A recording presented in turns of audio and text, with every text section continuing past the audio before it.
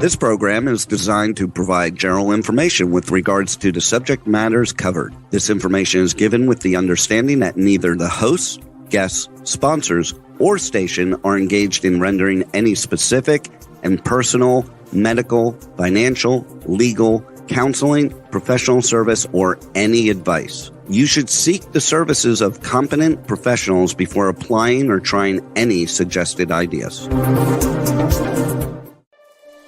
Magazine publisher and entrepreneur Judith Mancini is sharing captivating conversations with experts in their field about the latest trends in our ever-changing world to help you become healthy, wealthy, and wise. Judith Mancini Today will spark your interest and inspire you to lead your best life ever. And now, here's Judith. Judith Mancini Today is sponsored by Basic Brands, Inc., providing the highest quality specialty products in the natural food industry. Visit basicbrandsinc.com and enter JMT15, that's 15, for your 15% discount on your first order, including their best-selling vitamin E ointment, which helps restore moisture and elasticity to your skin. Hello, everybody. There you are. We had a slight dip in our getting ready for the show today as all my electricity went off and came back on.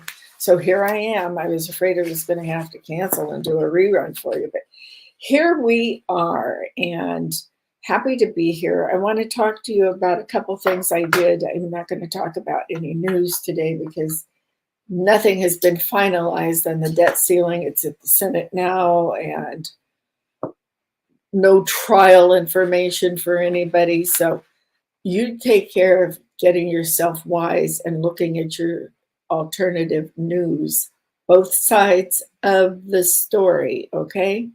This past weekend for Memorial Day, my husband and I went with my daughter and son-in-law down to Palm Springs. That's in the desert of Southern California. It's a very popular place for relaxing. It's sort of like Palm Beach. There's very exclusive areas there, and there's lots of shopping, lots of fabulous restaurants and all. We stayed in an Airbnb, and the reason I want to tell you this is because my friend Mark, who has been, we've been friends for over close to 30 years, and he's been very supportive of us after losing our son. He came to the service, and he's talked to my grandson who just graduated from high school last week about becoming a realtor, because Mark has really done well when he entered the real estate world. Funny thing is, he was my limo driver when I was running my publishing company, and I was going back and forth to the airport and all over town for meetings with advertisers and things like that. So we've been friends from that. And then he went into the real estate business, and I did several things with him. So he's a very good friend, and he gifted us this lovely stay in a home he owns now in Palm Springs. It's in the movie colony, the old movie colony where the stars of the 40s, 50s, 60s and all built these beautiful, beautiful homes. And he bought one of them, and it was the old Eddie Cantor estate. Now, most of you listening probably don't know who Eddie Cantor is, but he was in vaudeville first and progressed from there, and he wrote songs and all sorts of songs that you would recognize your grandparents singing, which is me. I love those old songs. This is an old Spanish home, just restored to the utmost, with a beautiful swimming pool and an outstanding like chef's kitchen. And it has 2 bedrooms, and it has a casita with another bedroom, and there's 4 bathrooms altogether. If you're going to be in California and you want to go to the desert in Palm Springs, look this up on Airbnb. It's a fabulous buy. It's less expensive than any of the 5-star restaurants. Of course, it doesn't have room service, but you could probably hire a chef to come in and cook, but you could just go out and explore. So I want you to look it up on Airbnb, Eddie Cantor Estate, and his name is Mark Bessie, who owns the property. Now, yesterday was my birthday.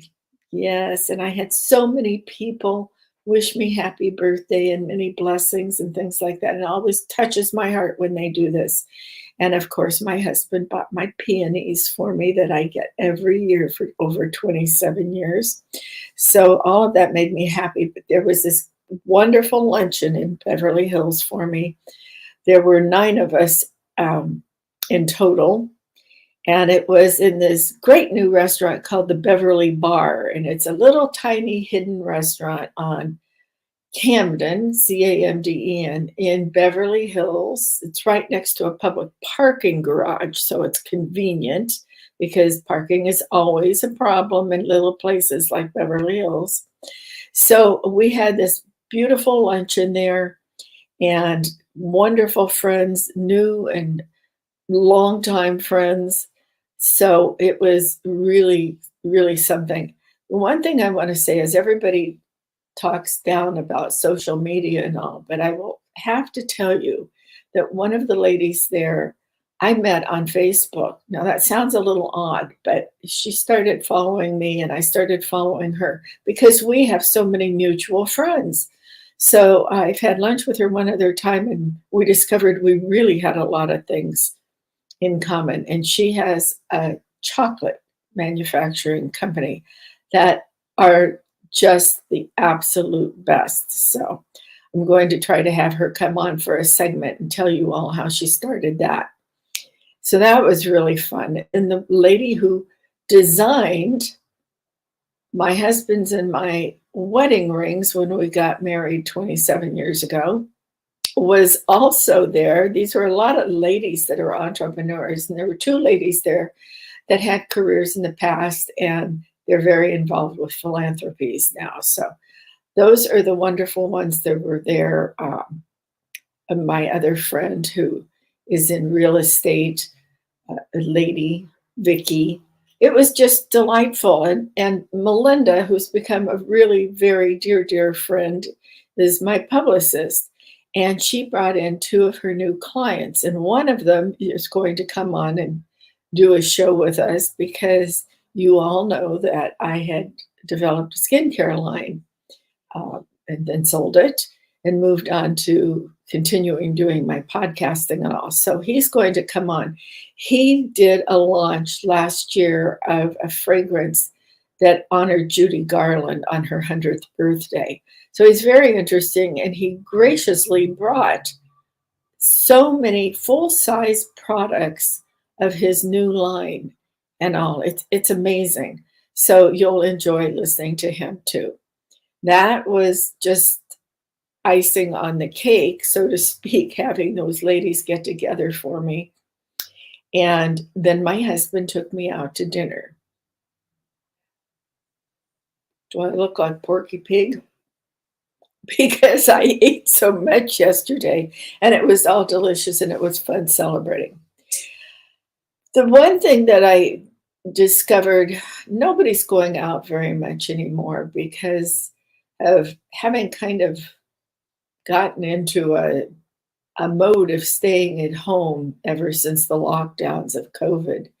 And some of them were expressing that they were so happy to be out and nobody ever was quiet. They were just chit-chatting all the time at this luncheon for 3 hours. Never a dull moment. And I just want to say, if you have friends that haven't been going out, these ladies have started going back out and they've all been very active all their lives. But we express some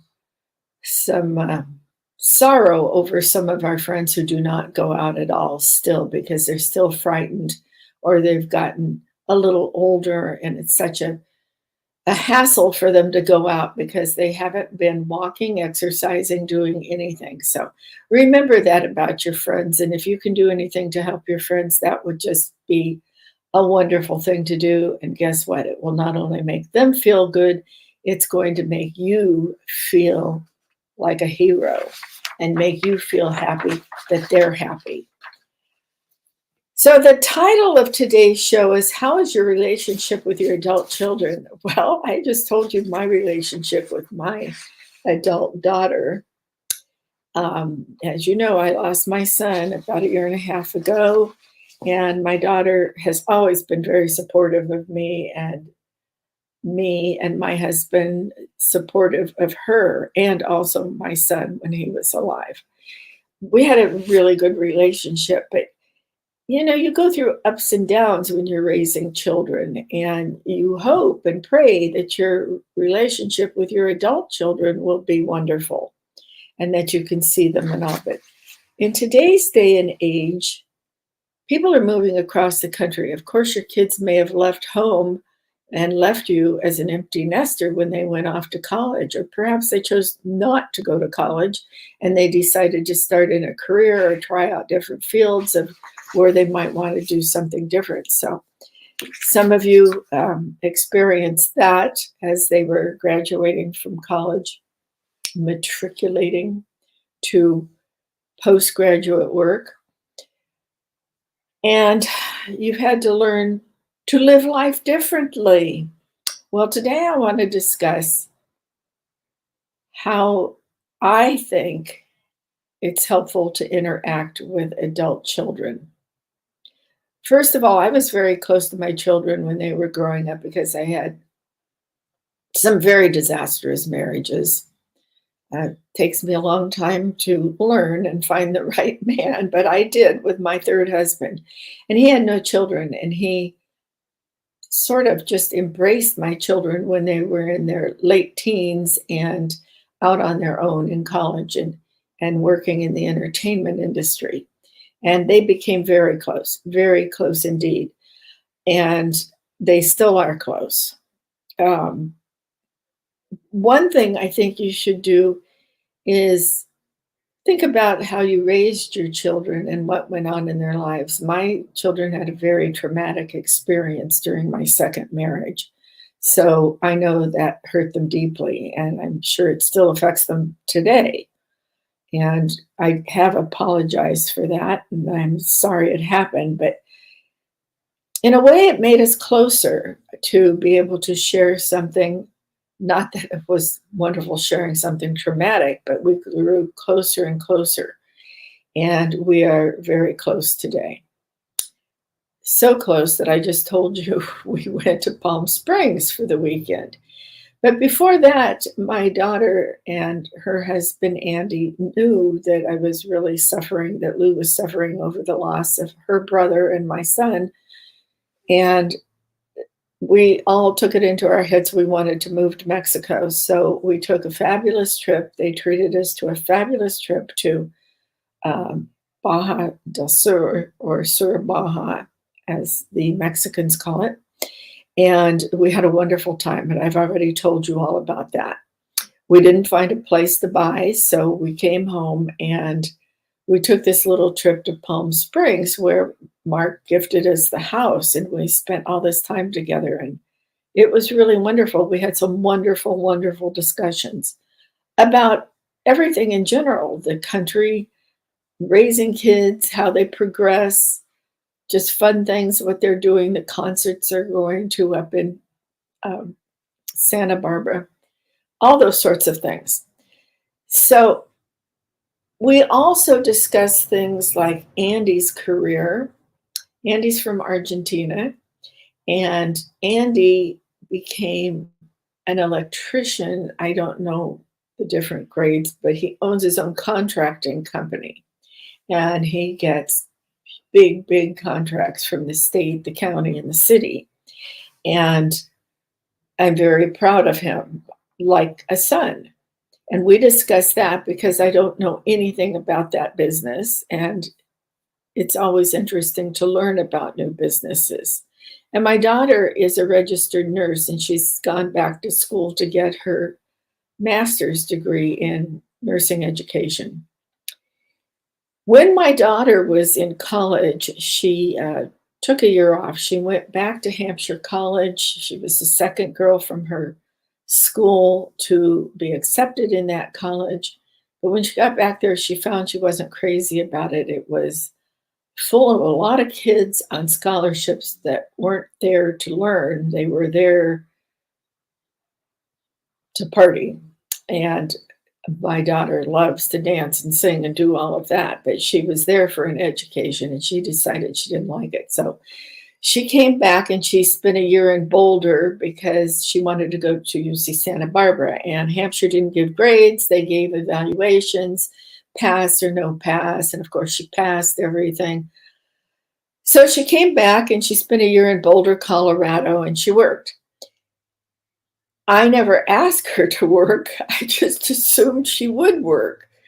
And she did everything she could to find jobs and work for that year she was off. Now, of course, she was very interested in the publishing company that I owned and the magazine, my top-selling magazine, Let's Live, and the natural health and integrative health in that. So she went and worked for Lazy Acres and Wild Oats and all these different health food stores in Boulder. And then she worked in a tortilla factory. She delivered newspapers early in the morning from the back of a pickup truck in the freezing air and throwing them into the yards. She's a go-getter. So I always admired listening to what she does with her life and all the different things she explores. But she's a very learned person and loves to read and do those things. And she's raising her sons the same way. And they're actually bilingual because they go to an elementary school in Santa Barbara that is bilingual. They teach in Spanish. And now they're just starting their English. So one is 4, soon to be 5, and the other one will soon be 9. And I love that they're bilingual. So that may be something you want to learn about your adult children and how they're raising the children and what they're interested in. Now they're planning a trip to Spain in September. So we all like to travel. We went with Megan, we took Megan right after my husband retired. We took her to Italy because she'd never been to Italy. So that was fun. So we've done a lot of traveling together. My son and my daughter, I traveled with them when they were little. We started traveling when they were little. We started out in places like Hawaii, and then we went on to Mexico all over. And so we have done a lot of traveling together. So what I'm trying to tell you is you need to get to know what interests your adult children have, and whether they come back just on vacations or they come back and live with you for a short time before they get that first job and that is sealed and they can afford their own apartment or condo, whatever, or they go on to their graduate school. You need to get to know them and what they think as young adults in their 20s now. You don't want to lose that connection of what interests you. Now, I know a lot of you are concerned about politics in this country right now and how the country is evolving and what is going on. And most of our universities are very liberal. So if you ran a conservative home with conservative ideas, your children may be talking to you about very liberal politics when they come home and visit. And what I say to that is, never get into an argument about it. My son was very liberal. My daughter is very liberal. And we don't see eye to eye on politics. So when we get together, we don't discuss politics. I respect their opinions and they respect my opinions. Yes, they do. So we don't discuss something that is very controversial like that. But we get to know each other in different ways. If your adult children are not married, sometimes I think the reason young ladies go to college, and even young men sometimes, is to find a husband. Well, I'm really against that. They get married very young, and maybe it works. Maybe they've been married. Maybe they were high school sweethearts, and they have a marriage that's 40 or 50 years old now, and that's wonderful. But I would not ever talk to your adult children who are not married, when are you going to get married? Why can't you find a boy to marry you? Why can't you find a girl to marry you? You're getting older. You're 21. For goodness sakes, you're 21 years old. Why aren't you married? This is the most ridiculous thing in the world. Everybody gets married at a different time. My daughter took off to see the world when she graduated from UC Santa Barbara. And she worked and she made money and put it away. And then she went on a tour of South America. Yes, by herself. I thought she was going with a girlfriend that had also graduated, that they went to high school together with. Went to the airport and said goodbye to them. See you later. Stay in touch. Lo and behold, I found out that they split up and my daughter toured most of South America by herself. That's a little dangerous. I don't suggest they do that. But don't push them into marriage. There's a lot of the world to see while you're single. And there's a lot of maturing to do when you're in your early 20s. No, I didn't get married right out of high school, but I got married young. I got married at 21. My daughter got married at 40, and she has a wonderful marriage. So this is what I say to you. Don't talk to them and bug them about marriage and having babies, and you're getting older and older. My daughter had her first baby shortly after she got married. There's no reason to be having children at 20. You can have children at all ages now, and you'll see some of the people that say they're having babies as they're older are celebrities, because most people don't broadcast it in the news that they're having another baby at 40 or 50. So it is possible. Maybe they don't want to start a family, but we do have a shortage of births in this country now. So I hope they do have children.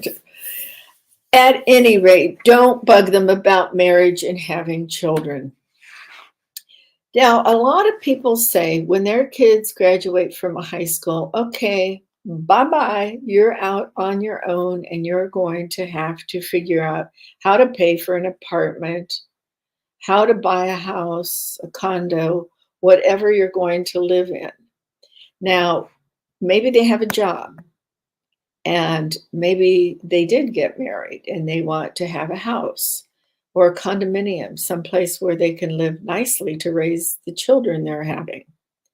But look at today's real estate market, and not just about buying a house, but about living in apartments. People are priced out, and it's all across the country. And when my kids came to the age of buying places, my son was already married when he decided to buy a house for his family, his growing family of 2 children and a wife. And we helped them with a down payment. Now, my daughter was not married when she bought her first condominium townhouse. And she was a nurse, not making very much money, because nurses are not highly paid. If you're a registered nurse, if you're like an anesthesiologist nurse, yes, you're very highly paid. But as a registered nurse, it depends on the hospital and all these different things. And certainly she wasn't able to save enough money to have a down payment on a condominium. But this was a deal that was unbelievable in the number 1 or number 2 priciest place in the United States, Santa Barbara. So my husband and I decided to help her with her down payment. And it was the wisest thing we did. This is my thought, and only my personal thought. If you're in the position where you've set up a trust or a will and you're going to leave money to your children, why not give them a little bit while you're alive and help them to live a nice life? I'm not suggesting, unless you can totally afford it, to buy them an entire house. All I'm saying is, if you have the money, why don't you help them now while you're alive and while they're enjoying life so that you can also enjoy life too. Now, if you don't have the ability to do that or the capability to do that, perhaps you want to make your children alone so that they can do that and specify they need to pay you back within 5 years or something because you need the money for retirement or whatever you planned. Maybe you planned a trip around the world, and because you gave them this money early, you don't have it. On the other hand, if you're going to spend your money like that in retirement, maybe you'll never have it to give to them. So I think being able to give your kids a good start in life and make their life easier, not having to worry about how they're providing for their family and they're growing their careers or their business or what have you, is a very nice thing to do. It's up to you. Discuss it with your children. Discuss any kind of loan or repayment you want to make with your adult children. Don't leave it as a surprise and give them the money and then say, hey, where's the $2,200 you're supposed to give me every month? Okay, don't do that. Discuss it. Make a plan. Communication is a great skill and a great art, and it can stop many arguments and disappointments in life. So be fair with your adult children and discuss it all. That brings me to the point of kids going and living at home. Now, Lou and I, my husband and I, moved to Las Vegas when Megan was on her South America trip. And we took care of her dog. One of her girlfriends took it for a few months, and then we took it for another month. She was gone for almost a year. And we took a big dog with us in Las Vegas and kept that for her. And when she came home from South America, of course, she didn't have a job and she didn't have a career because at that time she had not studied nursing and she had a degree in biology and leaned more towards water, oceans, streams, things like that. And she tried to work in Santa Barbara at the Water Conservancy and the streams, and how pure they were and things like that. And the pay was so low, she quit that and she moved to Las Vegas with us.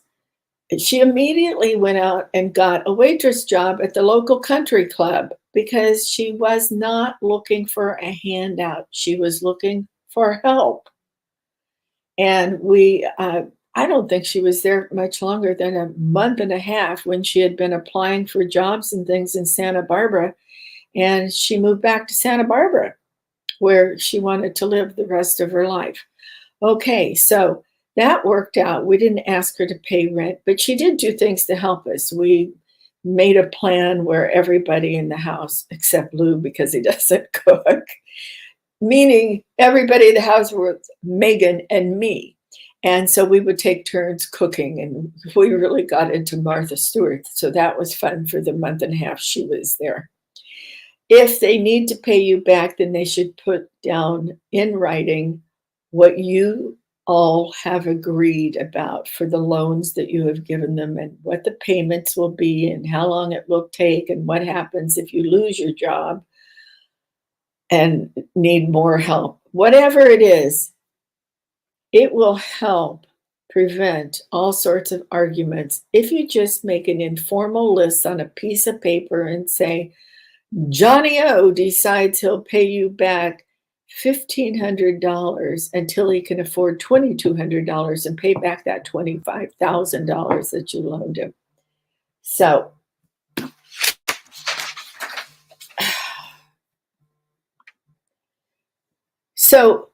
put this stuff in writing, not a legally binding instrument, unless that's how you feel best. But you need to discuss it with your children too and what they feel good about.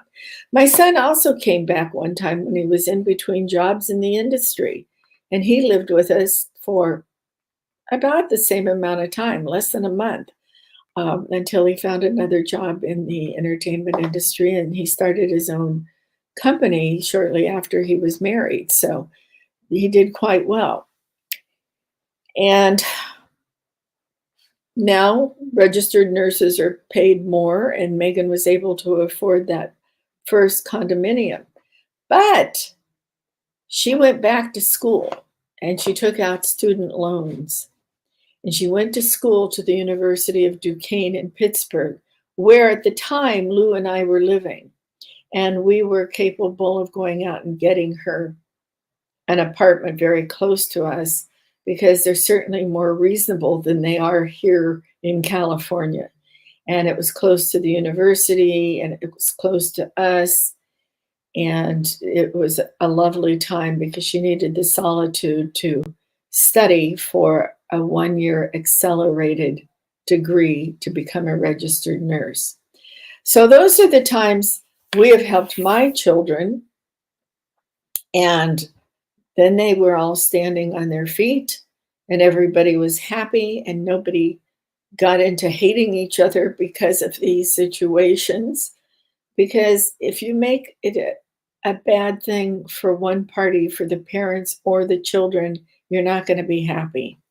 So take that into consideration if you're going to continue to help your children instead of leaving it all to them afterwards. Or if you can't afford to do it, then perhaps you can help them in other ways. Perhaps you could have them to dinner once a week or something like that. If they're across country, I don't know, go see them. See how you can help them. Talk to them on the phone. Whatever you do, don't lose communication with your children. Stay close to them. They're your children, but they're adults, and they don't want you hanging over their head all the time. You need to respect their privacy too. And that brings up the point that I think is very important because I once had a mother-in-law, not my current husband's mother. She was very wonderful, and I had her over a lot, she and her husband, and my father-in-law. But I once had a mother-in-law who would pop in without being invited and without calling and asking if we were doing anything or if I was in the middle of something. And she had this habit of buying things for the house that were not my taste or my style, and I never asked for. And then I was stuck with something that had nothing to do with me, but had to do, I guess, with her and her son. I don't know. I'm not married to him anymore. But what I want to say is respect your privacy. Never go and just turn the knob to your children's house. Now, it's a little different in the reverse. They're supposed to respect your privacy too. But we had an open door sort of policy with my kids. They could come anytime. They normally called, hey, we're in the neighborhood, we want to come see you. Sometimes that way. Sometimes on Mother's Day, they would surprise me coming and wouldn't call. And that would be wonderful because I thought they were going out with their mother-in-law, something like that. So do respect their privacy and that of their children and kind of get an advance notice that you're not interrupting something. One thing I think you should take into consideration is when you're having conversations with your adult children, you don't need to be filling their ears with advice and what you should be doing in their place. They are adults now. They need to make their own decisions. You can discuss it if they ask you to. We had wonderful conversations with Andy about his business because I've been an entrepreneur and he's an entrepreneur with his electrical contracting company. And not that I know anything about that, but I do know how to run a business. And Lou, having been a CEO and having to oversee CFOs and COOs and all of that, knows many aspects of business. So Andy was asking him many questions about profit and loss and how to stop the bleeding and how many days your vendors want you to pay in and how many days you want people to pay you, because all of this is important in your business. And if you date your invoices, out too far to accommodate something, you can run into problems. Lou is also great at expanding businesses because as being the CEO and all, he was overlooking the franchises of this business as well as the company-owned stores and things like that. And Andy would like to expand his business, so Lou is the perfect person to talk to. But Lou never said to Andy, and neither did I, you own your own business? Well, I've owned my own business. I've been a CEO. I'm going to tell you how to run your business. We don't know anything about his business. But he came to us and asked us for advice. And now my daughter's thinking of starting a small business right now. And she's come to us and asked us some questions about that. But we don't offer the advice and tell them how to do things. God forbid I tell her how to do nursing. I mean, that would be ludicrous. So the other thing you want to do in your advice giving, never, ever tell your children how to raise their own children. Never. You might remind them that, oh, I always enjoyed reading you two a book before you went to sleep at night. Something like that, because you've been talking about the books that you read to the children or something like that. Never go up to them and say, you have toddlers, you need to be reading to them every night. And if you're not reading to them every night, what do you think they're going to grow up to be? They'll grow up not knowing how to read, not being interested in anything. You don't want to do that. You're just causing a problem. Do not tell your adult children how to raise their children. After all, aren't you proud of your adult children for what they've accomplished? Don't you think you might have had a little bit of that instilled in them from you when you were raising them? So please keep your mouth shut. Do not give them advice. And don't make them choose between you and their own family or the in-laws' family. Do not make them choose. That would be a choice that would be horrible. So people that I know and how we were raised and my kids were raised were you spend every other holiday with the other parent or the other in-laws. And you try to be fair in switching off.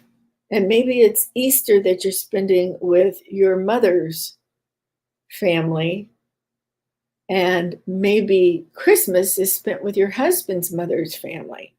So you want to be fair about splitting this up. Now, there is the family that incorporates everybody into all the festivities all the time. And that's a lovely thing to do. But as I said before, many of us live in far parts of the country and can't all be together, or maybe they can't all afford to fly to the other coast, something like that. So it's good to discuss these things and see if you can't work it out.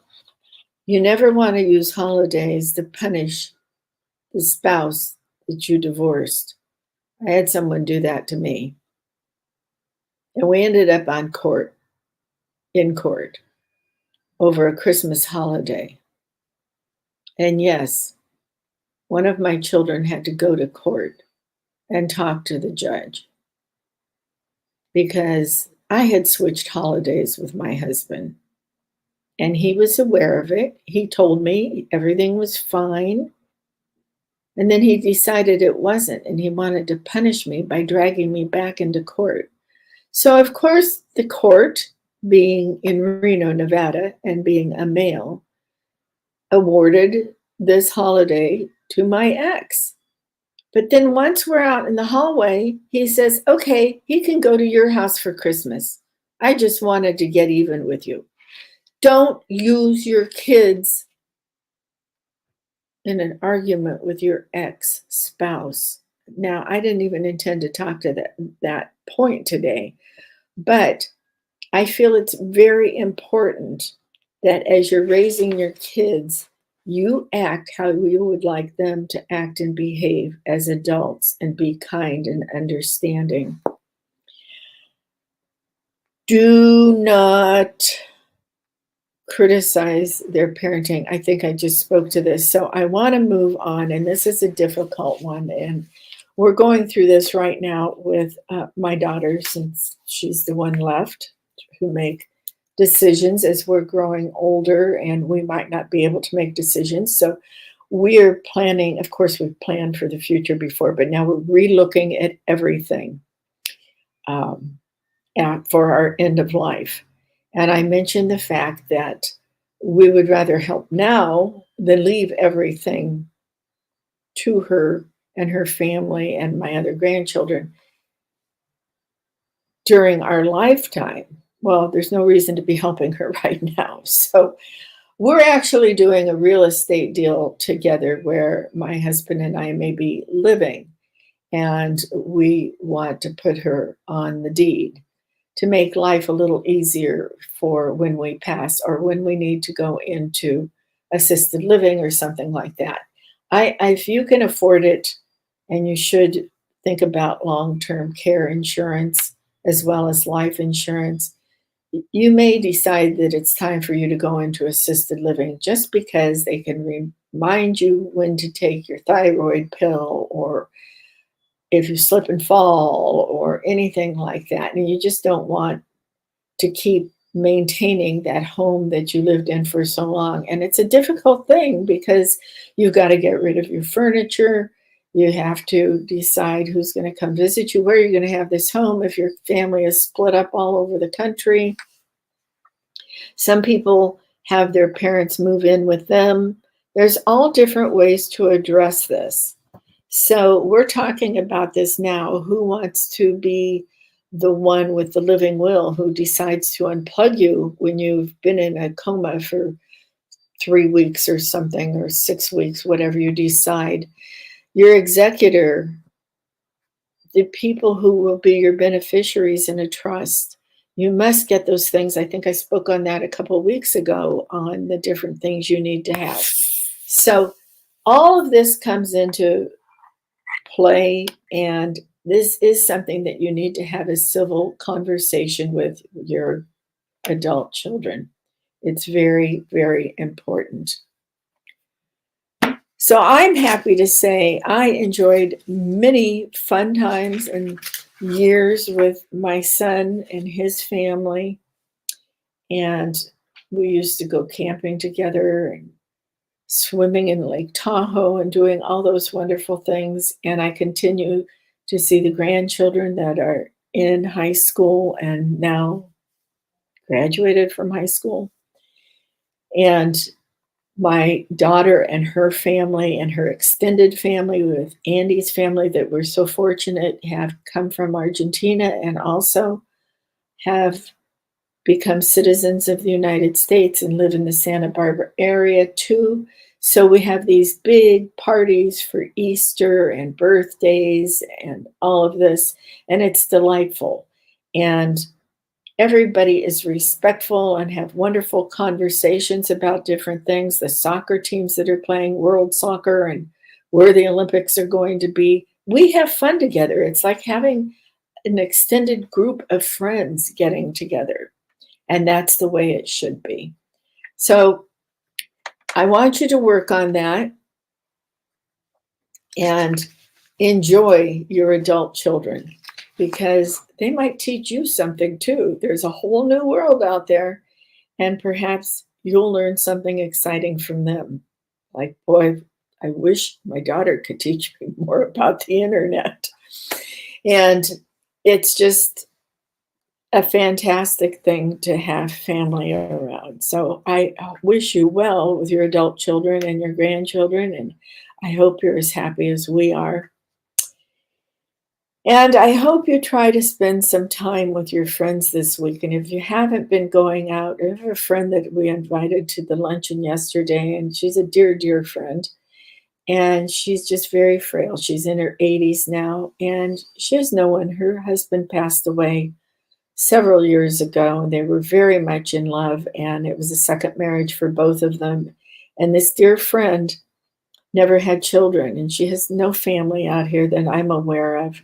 And she's a little frail and didn't want to drive so far from her home into Beverly Hills for this luncheon. So one of my girlfriends there that I met on Facebook through mutual friends, she and I are going to go and pick up our friend that we both met on Facebook. She met her on Facebook. I met her at a philanthropy.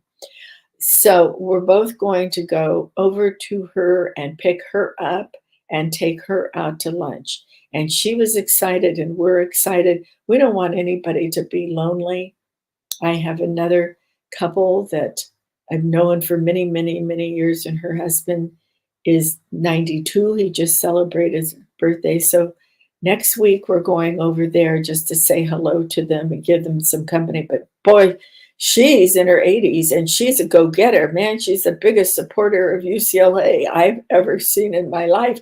She goes on airplanes and buses to watch the basketball team and the football team. I've never seen anybody who's so rah-rah. She supports UCLA in every way she possibly can. So we're going to go over and say hello to her. And I met her through a philanthropy also.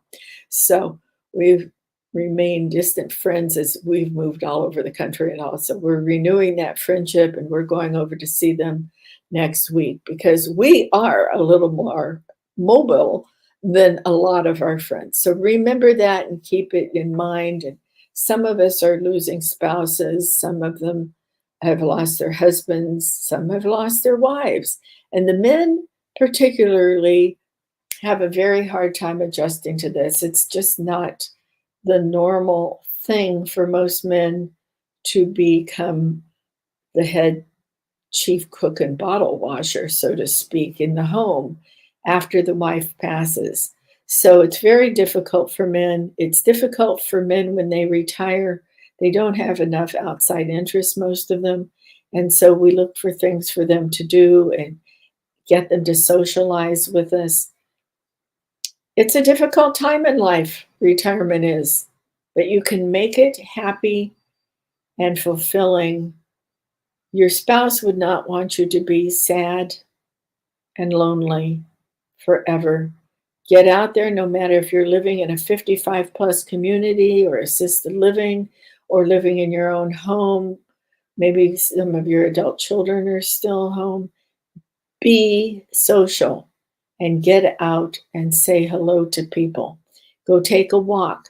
Maybe join your community center and see what's going on, particularly in these over 55 areas like the villages in Florida. They are so active. I don't think they're ever sitting down. Now, I think there's a balance between the two. I like my alone time once in a while, but everybody was very happy to get out yesterday and gather. And as I said, there was never a silence in that room.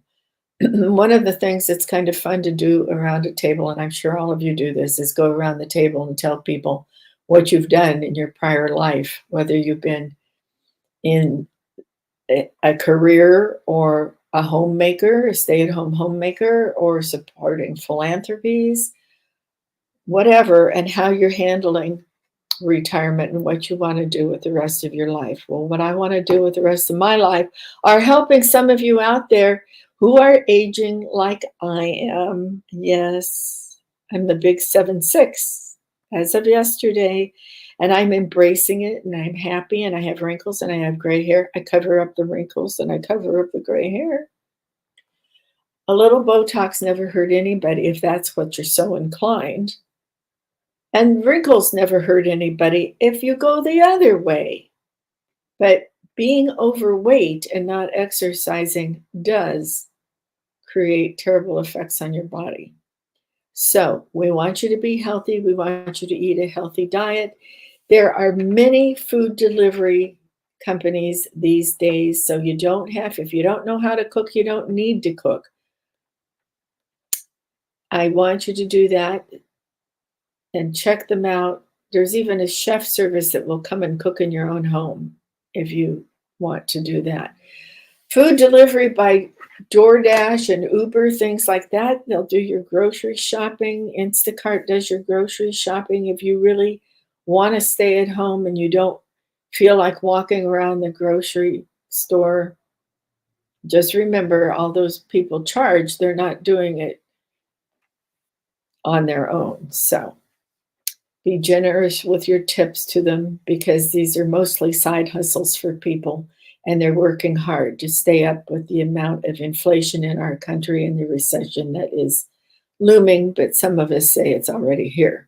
So help those people too, and you'll be a happier person. Thank you for joining me today. It was a pleasure to have you. I'm so happy my electricity came back on so I could be here with you. Remember, dream of yesterday. Oh, excuse me. I all goofed up today from that electric problem. Cherish yesterday, dream tomorrow, and live today. Bye.